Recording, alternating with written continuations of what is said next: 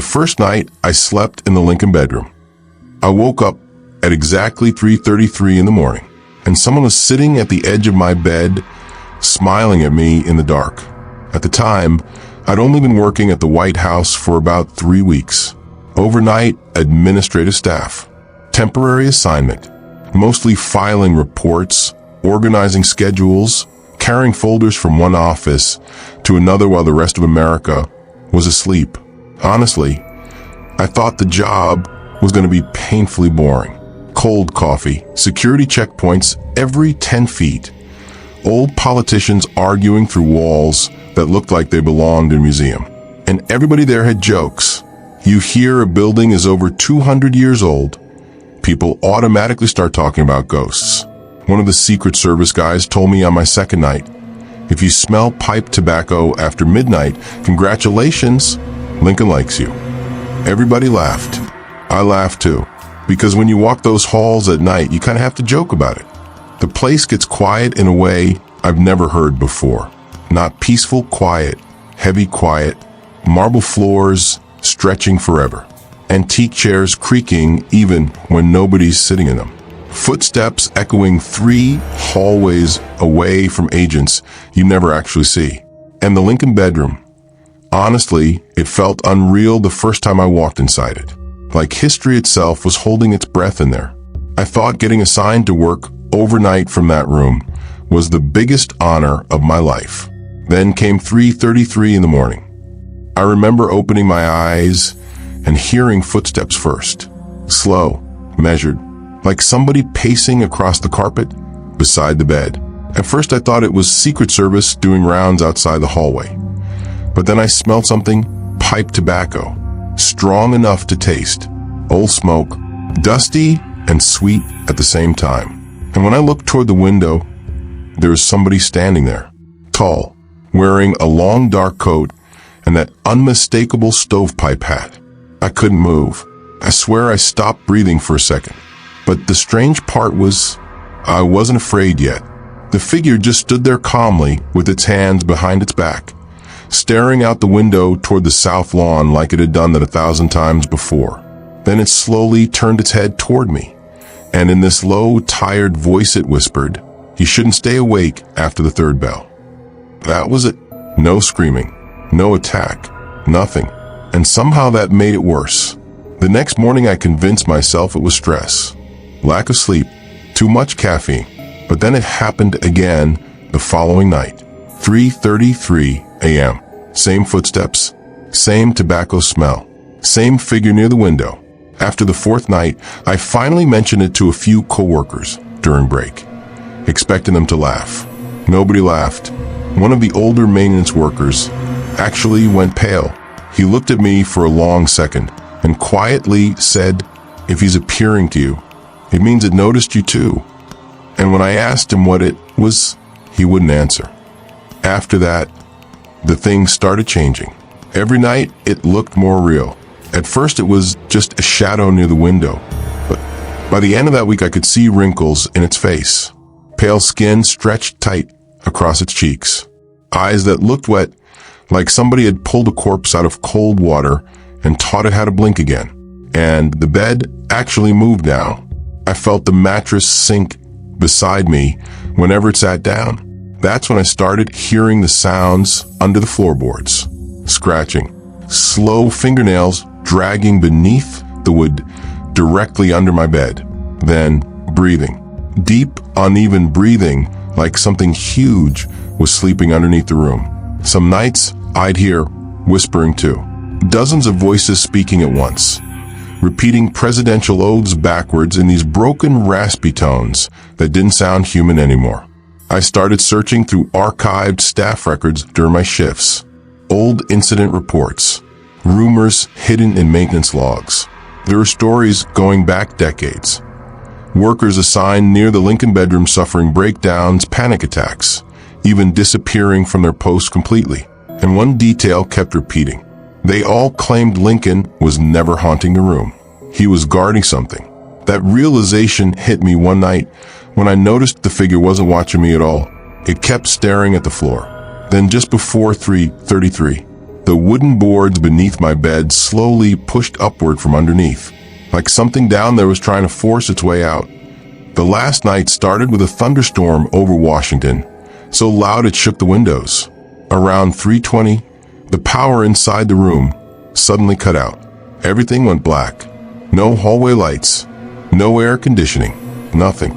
But this time, I was already awake, and it was standing right beside the bed, not near the window anymore, right next to me. I could see its face every time lightning flashed through the curtains. The smile was stretched too wide across its cheeks now.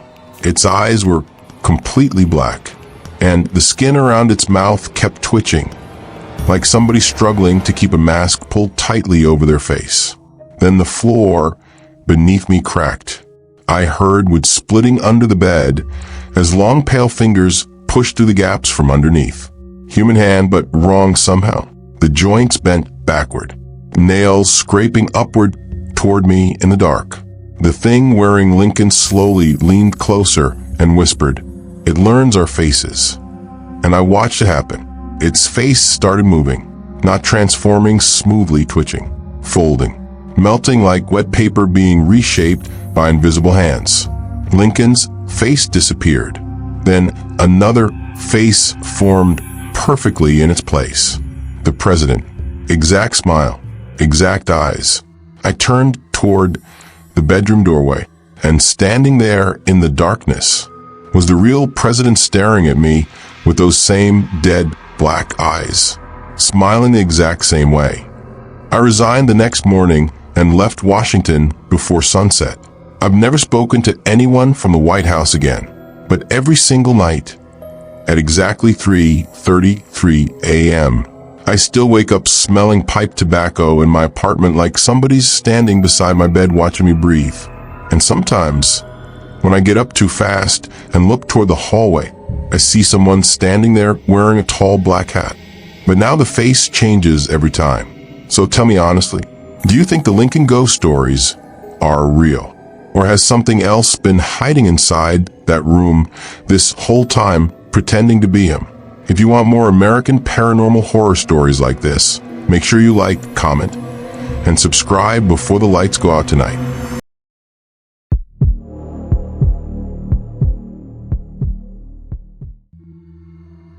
I used to think the scariest thing in the White House was the coffee, until the night it started answering back. I know how that sounds. People outside Washington imagine national security work as all suited men in urgent rooms, flashing red phones and dramatic speeches. Most of the time, it's just fluorescent lights that never feel like they turn off, a stack of briefing folders that multiply no matter how many you clear, and coffee that tastes like it was filtered through regret. I've been a national security advisor for years now, mid-career, not the top brass, not invisible either. The kind of person who gets called when something is important but not yet public. Nights in the situation room are normal for me. Long ones, the kind where your tie is loosened by 2 a.m., your eyes start playing tricks, and you begin negotiating peace deals with yourself just to stay awake. We joke about it sometimes, about how the vending machine downstairs is more reliable than half the intel streams, about how maps get argued over like they're alive, about how no one truly understands sleep anymore, just scheduled interruptions of it. That night in Washington, D.C., nothing felt different at first. Just another exercise, another simulation that was supposed to mean nothing. Until it did. The situation room always looks the same no matter what time it is. No windows, no real sense of day or night. Just walls of muted screens glowing like tired eyes that refuse to close. There's a constant low hum from the ventilation systems and encrypted terminals, like the building itself is quietly thinking in the background. That night, we were running a late-stage crisis simulation. Standard protocol, nothing unusual on paper. Everyone was half awake, leaning into their chairs, clicking through scenarios they've seen 100 times before, border escalation models, cyber response chains, diplomatic fallout projections. The kind of exercise that usually ends with someone saying, "Good work, team." And we all go home before sunrise, Then something went wrong in the simulation. Not in a dramatic way at first, just a slow collapse of expected outcomes. One decision branch after another started failing. The room got quieter as people adjusted their screens, trying to correct it. And then I spoke. I gave an answer, a full strategic response, clean, precise, impossible in how complete it was. I didn't even hesitate. I just said it, and the moment I finished, the simulation stabilized. Instantly, like it had been waiting for that exact instruction all along. There was laughter after that. A few nods. Someone joked I should run the system more often. I even remember smiling with them, playing it off like it was just a lucky call. But the strange part, I don't remember thinking it through. It didn't feel like an idea I formed. It felt like something I heard. I told myself it was just stress after that night. Washington does that to people. Makes your mind run faster than your body can keep up with. At first, I brushed it off like everyone else would. But then it started happening again. In morning briefings, I would begin speaking, and halfway through sentence, my words would shift. Not dramatically, just enough for people to pause. Foreign syllables slipping out of my mouth, like I had studied languages I had never even heard of. One analyst later told me it sounded ancient, like something pulled out of old records no one uses anymore. And every time I offered a solution, it worked. Not just worked, resolved everything too cleanly, as if every possible failure had already been accounted for before anyone else even raised the question. The president started asking for me directly. Meetings that used to run through layers of staff suddenly waited until I was present. My calendar stopped belonging to me. That's when the small things began. The situation room lighting is harsh, flat, overhead, unforgiving. Shadows are supposed to be simple there. Mine wasn't. It didn't line up. Not always. Just enough to notice if you were looking at the right angle for too long. Then, reflections started misbehaving. In the glass panels of the monitors, I would catch myself standing slightly off, like my body hadn't agreed on where to place itself. And sometimes, just behind me, there was something else. Not fully formed. Too still. Too jointed in the wrong way. I started telling myself it was exhaustion, that I was seeing patterns where none existed. I even joked about it once. Said maybe the building had its own DC ghost problem, and bad lighting was just part of the job. Nobody laughed the second time. It didn't happen all at once. Nothing in Washington ever does. It came in fragments, small reports, scattered across different states, different agencies, never connected in any official way. But I started noticing a pattern. Every time one of my successful decisions was implemented, something else happened. A single car crash in Nevada, a quiet house fire in Oregon, a medical failure in Illinois. Isolated, clean, one life at a time. No obvious link on paper, but the timing it lined up too perfectly to ignore. At first, I told myself it was coincidence. You work in national security long enough. You learn the world is full of bad timing. But then my colleagues noticed it too. One of them finally confronted me after a briefing. He didn't raise his voice. He just asked me why every solution I gave seemed to leave behind a single unexplained casualty somewhere else in the country. I told him it was impossible, and I meant it. Then something in me shifted before I even realized I was speaking. I told him there was a presence guiding the outcomes, a kind of guardian, that it wasn't me making the decisions alone anymore. The room went silent, and when I spoke again, my voice wasn't entirely mine. It overlapped, like two transmissions running through the same channel, slightly out of sync. One calm, one too deep to belong in a human throat. After that, they pulled the security footage. I saw it myself later. I was alone in the situation room, but not really.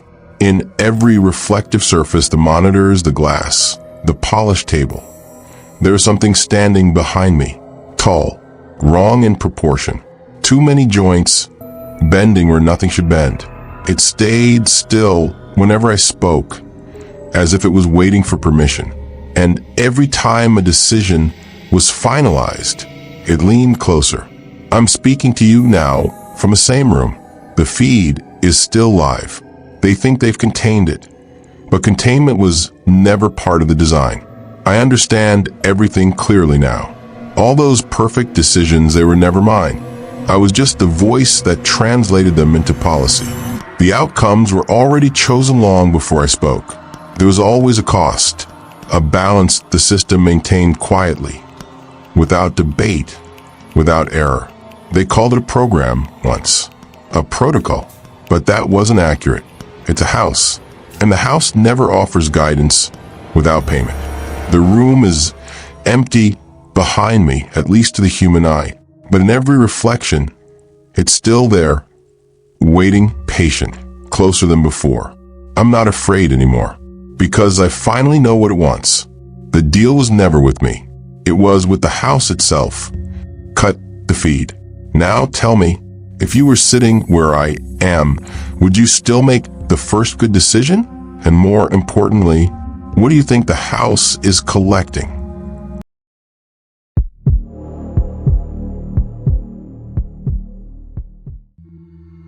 The White House never evacuated the East Wing. They just sealed something inside it. I know how that sounds, trust me. If somebody told me that a year ago, I probably would have laughed in their face and gone back to pulling wires through moldy walls for 12 hours straight. That was my job, historical restoration work. Mostly government buildings around DC. Nothing exciting. Dust in your lungs, rusted pipes bursting at 3 in the morning, security guards acting like you're about to steal a lamp every time you touch something. People hear White House restoration crew and imagine chandeliers and secret meetings with politicians. Nah. Most nights it was me standing on a ladder under flickering lights while the place smelled like old paper, wet concrete, and whatever's been trapped inside walls for the last 100 years. You'd hear rats moving through tunnels under the floor, sometimes so loud it sounded like somebody crawling beside you. There were 3 of us assigned to the East Wing night shift. One guy was obsessed with hidden passages, swore every old government building had rooms the public never knew about. The other guy wouldn't stop joking about presidential ghosts, said if Abraham Lincoln showed up, he was charging him rent. I didn't believe any of that stuff, at least not then. That night, the East Wing was empty except for us. The halls were dead quiet after the tourists left. Just dim construction lights stretching across marble floors and our tools echoing through the corridors. And then we found the wall, a fake section behind an old storage room. And hidden behind it was a sealed staircase going down into the dark. The second we saw the staircase, everybody forgot about the job. The guy obsessed with hidden passages nearly lost his mind. He kept saying we'd probably uncovered some forgotten servant route from the 1800s. The entrance was sealed with thick chains and heavy bolts, but the weird part was they looked newer than the wall around them, like somebody had reopened this place before us, then locked it back up again. While the others argued about calling supervisors, I moved my flashlight closer to the frame and noticed black scorch marks burned along the inside of the doorway. Not outside, inside, like something hot had tried to get out. And in the soot, there were tiny handprints, child-sized. That's when I smelled it. Damp ash, like wet charcoal after a house fire. We should have stopped right there, but we didn't. The chains came off screaming against the metal. And the second the door cracked open, freezing air blasted out, so hard it knocked dust across the hallway. The work lights above us flickered fast enough to make the corridor look broken apart in pieces. Then we heard it, children laughing, far below us. One of the guys forced a laugh and said, "Congratulations, we found haunted daycare." I laughed too for maybe half a second, because nobody else did. And right after that, we heard dozens of little bare feet running up and down the staircase at full speed. But there was nobody there. Then every security radio on our floor exploded into static at the exact same time. After we opened that staircase, the East Wing stopped feeling empty. Every night after that, things kept changing. Tools we left in one room showed up somewhere else by morning. Fresh muddy footprints, small barefoot footprints, would appear across newly cleaned marble floors, then just stop in the middle of the hallway like whoever made them vanished. And the whispering started. Not loud, just soft voices moving inside the walls at night. Sometimes crying, sometimes children laughing, sometimes somebody whispering so close to my ear I could feel their breath even though nobody was standing there. I stopped sleeping after the third night. One of the guys quit on the spot after screaming into his radio that he saw kids standing inside the walls. Security walked him out before sunrise. Never saw him again. Then the power went out. I was alone in the corridor outside the East Wing offices when every light suddenly died except one emergency lamp at the far end of the hall. And standing under it was a little girl. She looked maybe 8 years old. Blood-stained nightgown, gray skin, eyes so wet and terrified they didn't even look human anymore. She just stared at me and whispered, "Please hide us from the burning men." Then heavy marching footsteps thundered somewhere upstairs. The girl's face changed instantly, pure panic, and she ran, not away from me, away from whatever was coming. Later that night, security reviewed the cameras. That's when we saw them. Tall figures moving through the halls in decayed military uniforms, flesh hanging from their faces, carrying lanterns and rifles while they pushed invisible shapes ahead of them like children being marched somewhere. And buried inside old classified archives, we found records mentioning experiments conducted beneath the White House after the war of 1812 fire, soldiers exposed to chemical preservation procedures that were supposedly abandoned. That's when I realized something horrifying. Those children were never haunting the East Wing. They were hiding from something that still was. I should have walked away after the footage. Instead, 2 nights later, I went back alone. I waited until security rotations changed around 1 a.m., then opened the staircase again and went down with a flashlight and a respirator mask because the smell coming from below had gotten worse every night. Not mold, not decay.